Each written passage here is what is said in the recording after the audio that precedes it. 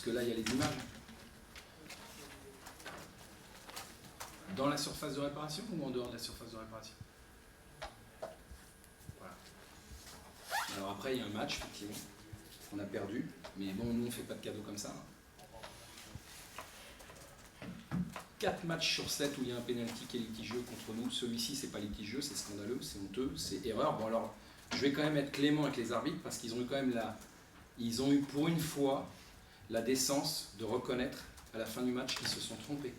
Donc ça, c'est quand même un bon point, c'est quand même nouveau. Et il faut quand même reconnaître que tout le monde a le droit de se tromper. Nous aussi, on se trompe, les coachs, les joueurs, mais ils ont quand même reconnu qu'ils se sont trompés. En même temps, les images, elles sont tellement parlantes que ce serait difficile d'aller contre les images. Voilà, donc ça c'est la première chose. Et on a été victime de ça l'année dernière contre Dijon. Il n'y a rien qui a changé. Et donc on continue.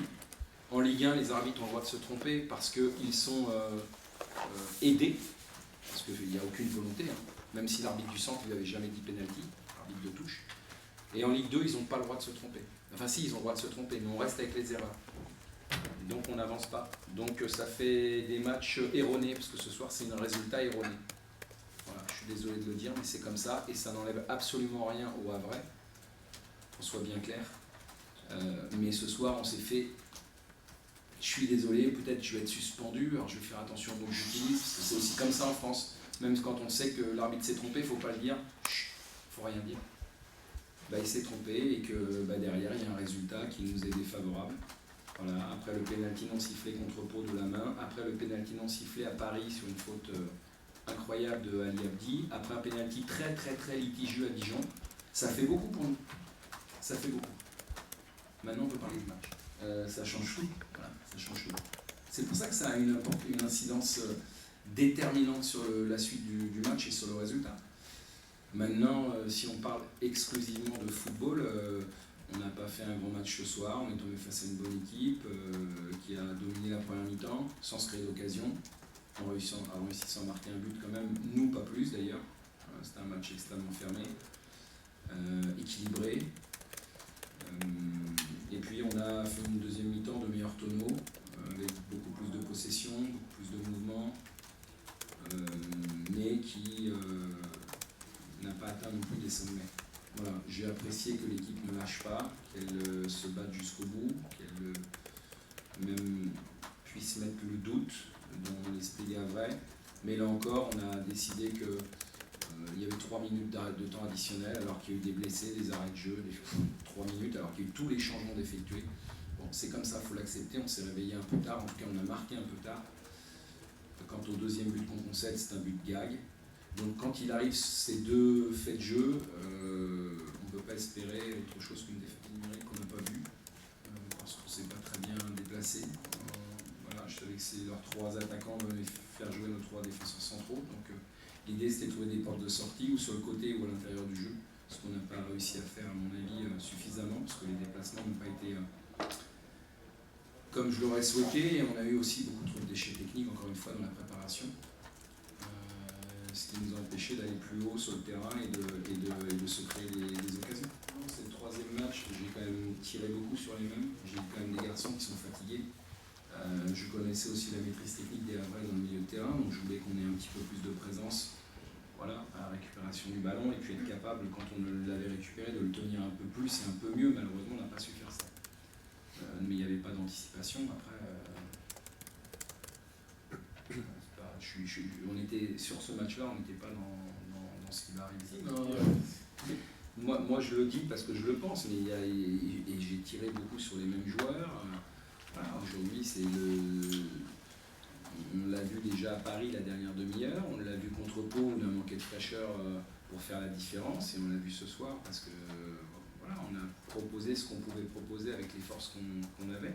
Si j'ai fait jouer Yanga Mbok d'entrée de jeu, c'est que j'ai été un peu à court de munitions aussi, sachant que Quentin Daubin voilà, tire la langue, Djibril Diani aussi, et à un moment donné, il faut malgré tout proposer quelque chose de cohérent et de solide. Donc oui, mais c'est pas, je l'aurais dit, on a besoin de bien se reposer pour bien repartir de l'avant. On a fait beaucoup d'efforts jusqu'ici.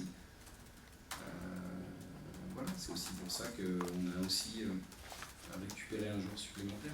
C'est important parce qu'on voit bien que c'est dur. Et c'est dur pour tout le monde. Hein. J'ai vu que Metz n'a pas gagné non plus chez lui ce soir en supériorité numérique contre Annecy. C'est dur pour tout le monde. Johan Cour, 4, ça fait beaucoup. Hein. Ça fait beaucoup dans un match comme ça. Oui, il a manqué. Après, son remplaçant a fait son match. Voilà, il est venu pour ça. Il a rempli son rôle, mais avec des caractéristiques évidemment de celles de Ami. Mais bon, c'est comme ça. Mais c'est pas une très bonne préparation de match, puisqu'on le perd hier après-midi à l'entraînement. On a perdu Samuel Sendé aussi sur un tacle assassin mardi contre Pau aussi, où notre attaquant a... Voilà, c'est comme ça. Un petit peu plus, pas beaucoup. Ah oui. Mais bon, ça m'inquiète pas. Donc ça vous inquiète, de toute façon, dès qu'on gagne pas, ça vous inquiète. Donc, on a joué une bonne équipe. Hein. Je l'avais dit avant le match. Alors, je ne sais pas si on a le droit de le dire quand on est canet que le Havre a une bonne équipe. Je le dis parce que je le pense. Mais on est chez une équipe qui... Ils auraient dû gagner largement plus le match nul qu'ils ont fait contre Amiens que ce soir. Hein, ce soir, ils marquent 2 buts, c'est cadeau. Un cadeau, un offert. Et puis un, nous, qu'on leur donne aussi. Mais après, ils ont une occasion après Chiaré sur la tête à 2-0, effectivement. Parce qu'on est un peu obligé de se livrer. Mais sinon, ils ont eu la maîtrise en première mi-temps. Mais pour combien de tirs cadrés arrêtés par notre gardien? Pas beaucoup. C'est pas parce qu'on a perdu qu'on va tout déchirer et tout remettre en question de ce qu'on a fait jusqu'ici. C'est notre première défaite. Donc on a été humble dans la victoire, on va rester tranquille et digne dans la défaite. C'est super important parce que j'ai l'impression qu'ici, quand on ne gagne pas un match, ça devient la catastrophe. C'est pas la catastrophe. Encore une fois, on a joué une bonne équipe et sur une bonne dynamique. J'ai dit qu'il faudrait compter avec eux. Je ne pense pas me tromper. Et voilà, maintenant je suis déçu qu'on ait perdu ici pour nos supporters, parce que je sais ce que ça représente. Mais voilà, on n'a pas réussi dans notre entreprise. Je ne vais pas revenir constamment sur ce qui s'est passé. J'ai pas parlé de l'arbitrage encore depuis le début de saison, et pourtant il y avait de quoi. Et bon, je suis désolé, quoi. Je suis désolé, on est professionnel, hein, donc après on peut dire, on s'excuse, on s'est trompé.